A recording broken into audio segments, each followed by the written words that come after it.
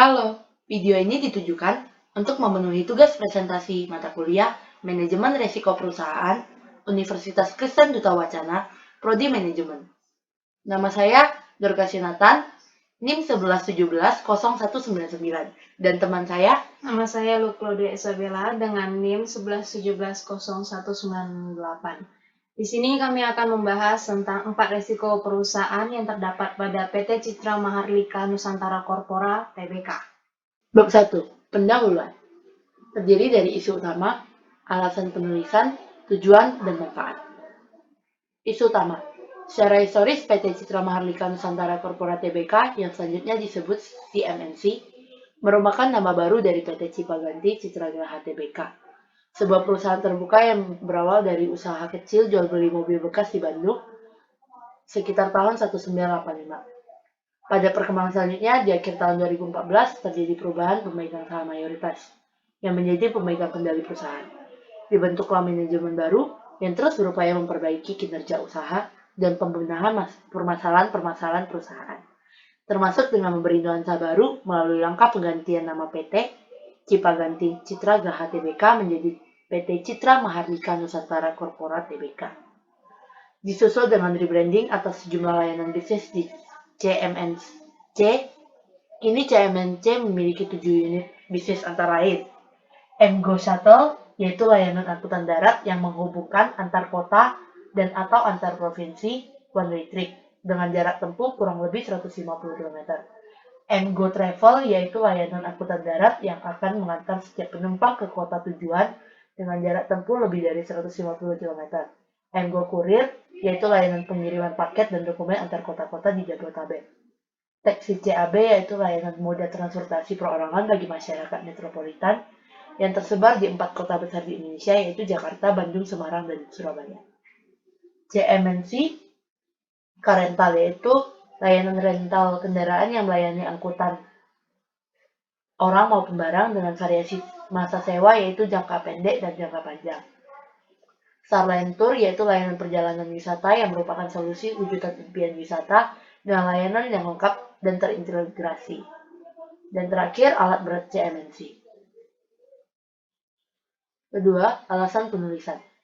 Alasan penulisan laporan ini adalah dikarenakan oleh terjadinya beberapa risiko yang sangat fatal bagi PT Citra Mahardika Corpora Tbk yang menyebabkan pada akhirnya harga saham yang turun dan menjadi pailit dan menunggak hutang pajak yang besar, serta kebohongan yang dilakukan oleh pihak Citra Mahardika Corpora. Tujuan.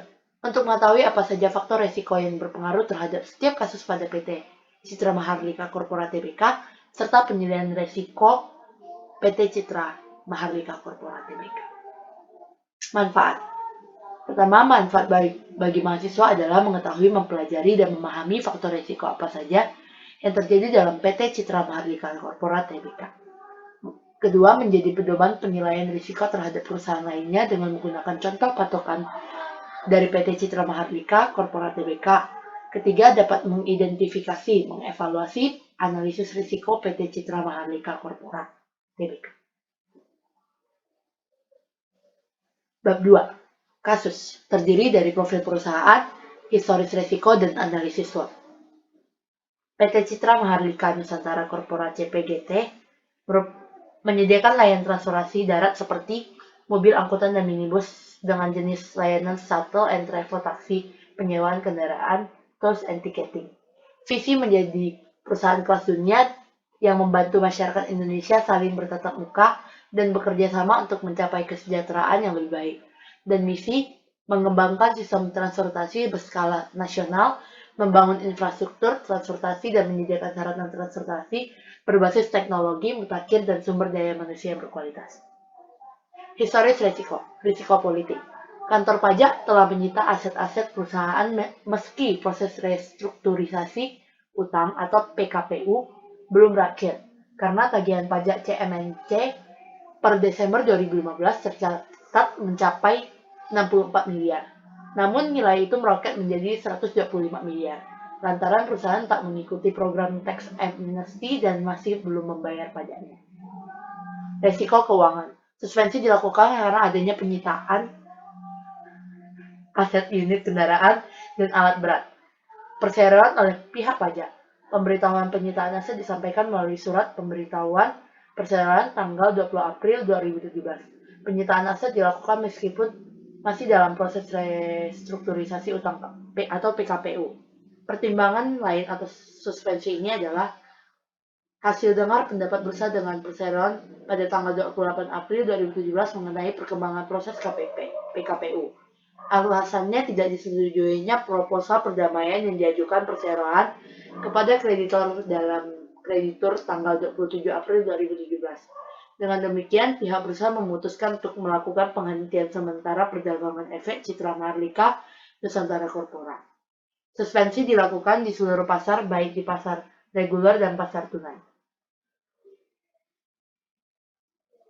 Dalam kasus risiko legal yang dilakukan Koperasi Cipaganti yang didirikan pada 2002 oleh Andianto Setiabudi, yang juga adalah pemilik serta pendiri Cipaganti Citra Graha, dengan tujuan mengumpulkan dana dari masyarakat.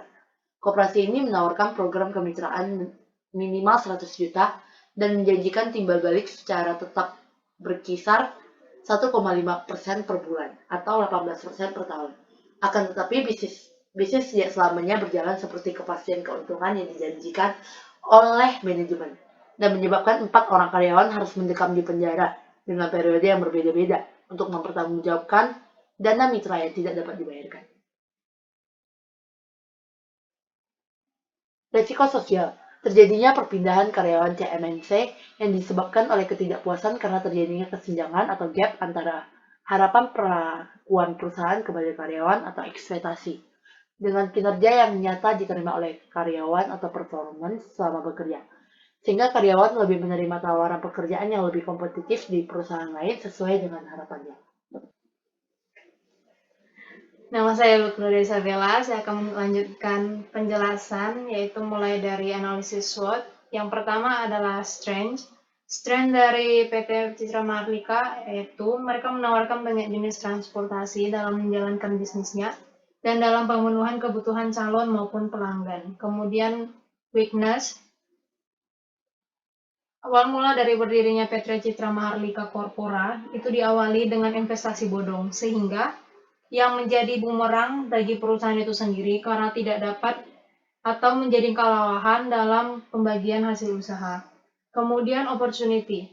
Opportunity yang pertama adalah belum banyaknya persaingan dalam jenis usaha yang mirip dengan PT Citra Maharlika Corpora Tbk dengan jumlah 799 taksi yang tersebar di Pulau Jawa pada tahun 2014. Kemudian yang kedua yaitu menyediakan penyewaan alat berat guna pertambangan. Kemudian yang terakhir adalah trade. Pada tahun 2013, kinerja pertambangan nasional sedang pada masa lesu. Kemudian yang kedua adalah pembengkakan liabilitas terhadap ekuitas di atas 100% yang kemudian berubah menjadi 310% di tahun 2014. Bab 3, kajian literatur. Yang pertama adalah risiko internal yang terdiri dari risiko keuangan. Risiko keuangan adalah paparan terhadap suatu peristiwa buruk yang mengikis profitabilitas dan dalam keadaan ekstrim menyebabkan kehancuran bisnis dan termasuk kegagalan sistem keuangan, ketidaksesuaian peraturan atau masalah kepatuhan, serta kredit macet, perubahan yang merugikan dalam nilai tukar, ketergantungan yang berlebihan kepada satu pemasok, kehilangan pelanggan utama, kehilangan investasi dari luar negeri, dan keputusan lindung nilai yang buat. Yang kedua adalah risiko eksternal. Risiko eksternal yang pertama adalah risiko politik, adalah ketidakpastian yang berasal dari seluruh atau sebagian dari pelaksanaan kekuasaan oleh aktor pemerintah dan tindakan kelompok non-pemerintah. Pengertian ini berlaku untuk pasar domestik dan internasional, meskipun sering dikaitkan dengan paparan luar negeri dan khususnya negara-negara berkembang. Kemudian yang kedua adalah risiko legal atau risiko hukum, yaitu suatu bisnis yang didefinisikan sebagai risiko gagal untuk dalam operasi. Menyadari kewajiban hukumnya, menghormati komitmen kontraktual, menyetujui pemulihan kompensasi dengan pemasok jika terjadi prestasi, menunjukkan bahwa ia telah beroperasi dalam hukum atau mengenali dan secara efektif mengelola ancaman hukum. Bab 4. Analisis dan evaluasi. Yang pertama adalah pengukuran resiko dan dampaknya. Di sini kita menggunakan probabilitas dikarenakan hampir setiap kasus yang terjadi hanya terjadi satu kali dengan dampak yang lumayan besar. Jadi kami memberikan pada keuangan dengan probabilitas 4, legal 5, politik 3, sosial 3, dan kemudian dampaknya keuangan 4, legal 5, politik 4, dan sosial 3. Berikut adalah pemetaan risiko, di mana legal berada di paling tinggi, yaitu poin 25 dengan sangat tinggi resiko, kemudian disusuli dengan keuangan, kemudian politik dan legal. Evaluasi resiko. Risiko yang terjadi pada PT Citra Mahardika Corpora Tbk dapat dibilang bahwa merupakan bentuk risiko yang sering kali terjadi di Indonesia, yaitu perusahaan yang tidak membayarkan pajak, perusahaan yang berhutang berlebihan sehingga terjadinya investasi bodong. Kemudian alangkah lebih baiknya jika perusahaan memberikan peraturan yang lebih ketat, bijaksana, dan mempertajam peraturan-peraturan sehingga tidak adanya lagi perusahaan yang berhasil melakukan tindak kriminal. Kembali dalam kasus ini, perpajakan diatur dalam UU RI nomor 6 tahun 1983 yang kemudian tentang investasi diatur dalam UU nomor 25 tahun 2007.